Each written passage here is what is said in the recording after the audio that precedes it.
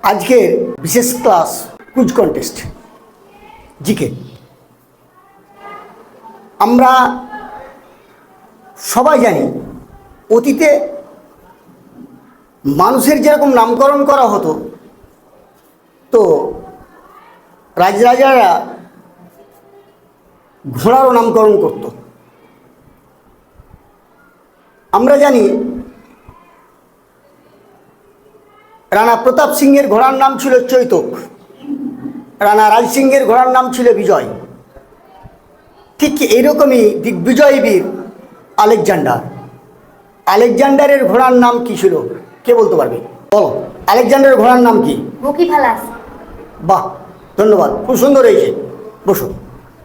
আমরা এবার চলে যাব দেশ বিদেশের দিকে। সাধারণত পৃথিবীতে প্রত্যেকটা দেশেই আমাদের 12 মাসে বছর হয়, কিন্তু পৃথিবীর এমন একটা দেশ আছে যে দেশটাতে হয় 13 মাসে বছর। ওই দেশটার নাম কি?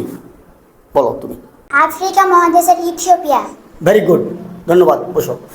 আমাদের মুসলমান ধর্মের প্রধান ধর্মগ্রন্থ কি? কোরআন মজিদ। কোরআন মজিদের অনেকগুলো সূরা রয়েছে, অনেকগুলো সূরার সমষ্টি নিয়ে কোরআন মজিদ, কিন্তু এই কোরআন মজিদের একটা সূরায় মিম যে হরফ বা অক্ষর বা বর্ণ এটা নাই। সেই সূরাটার নাম কি? তুমি বলো। সূরা কাউসার। ভেরি গুড, ধন্যবাদ। বসো। আমাদের ধর্মমত অনুসারে এক একটা ধর্মে এক এক রকম সৃষ্টিকর্তার কথা বলা হয়েছে। মুসলমান ধর্মে যেরকম সৃষ্টিকর্তা বলা হয় আল্লাহ তাআলাকে, খ্রিস্টান ধর্মমতে সৃষ্টিকর্তা বলা হয় গড, হিন্দু ধর্মমতেও সৃষ্টিকর্তা হচ্ছে ব্রহ্মা। তো এই ব্রহ্মারও সৃষ্টিকর্তা, ব্রহ্মারও একজন সৃষ্টিকর্তা রয়েছে, তার নাম কি? বলো। বিষ্ণু।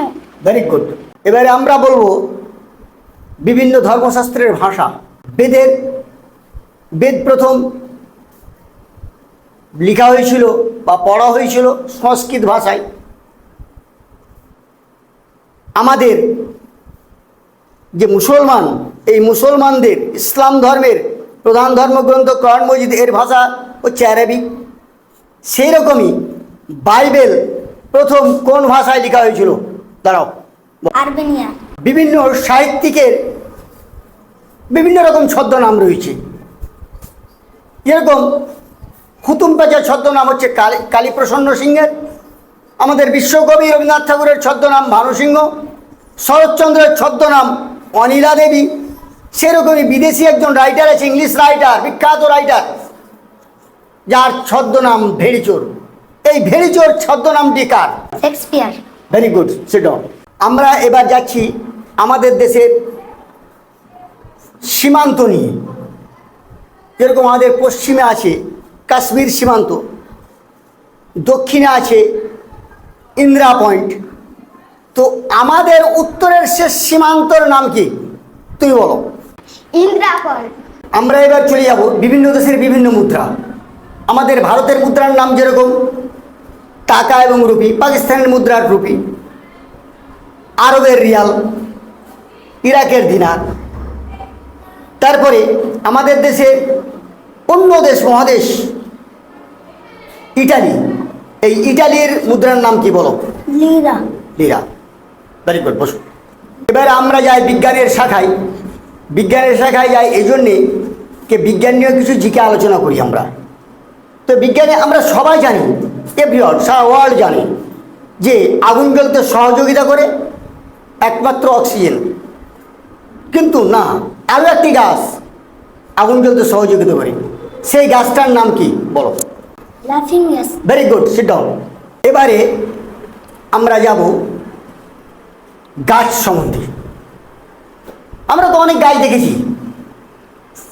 আমের গাছে যে গাছে মুকুল হয় ও গাছে আমও হয়, যে গাছে মুকুল হয় না আমও হয় না। অন্য কোনো গাছও তাই, সেই একই রকমই। কিন্তু এমনই একটা গাছ রয়েছে যে গাছটায় ফল হবে তো ফুল হবে না, ফুল হবে তো ফল হবে না।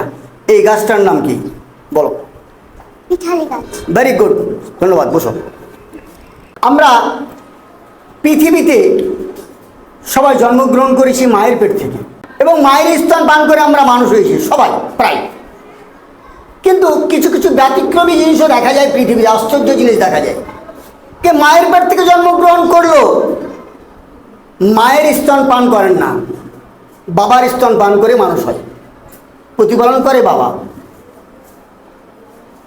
এই প্রাণীর নাম কি? সিন্ধু ঘটক। ভেরি গুড, সিন্ধু ঘটক। এবারে আমরা আরও একটি ব্যতিক্রমী প্রশ্ন নিয়ে হাজির হয়েছি। এই ব্যতিক্রমী প্রশ্নটা হচ্ছে, পৃথিবীতে যেসব প্রাণীরা ডিম পাড়ে ওরা কিন্তু স্তন পান করে না, আর যারা স্তন পান করে ওরা কিন্তু ডিম পাড়ে না। কিন্তু এই দুয়েরই সংযোগ স্থাপন করে, ডিমও পাড়ে অথচ স্তন পান করায়। এই প্রাণীটির নাম কি বলো? বংশজন্তু। Very good. আমাদের আজকের কুইজ কন্টেস্ট এখানেই শেষ। পরবর্তী ক্লাস আগামীতে আবার নেওয়া হবে। এখানে আমি আজকের এই ক্লাসের সমাপ্তি ঘোষণা করলাম।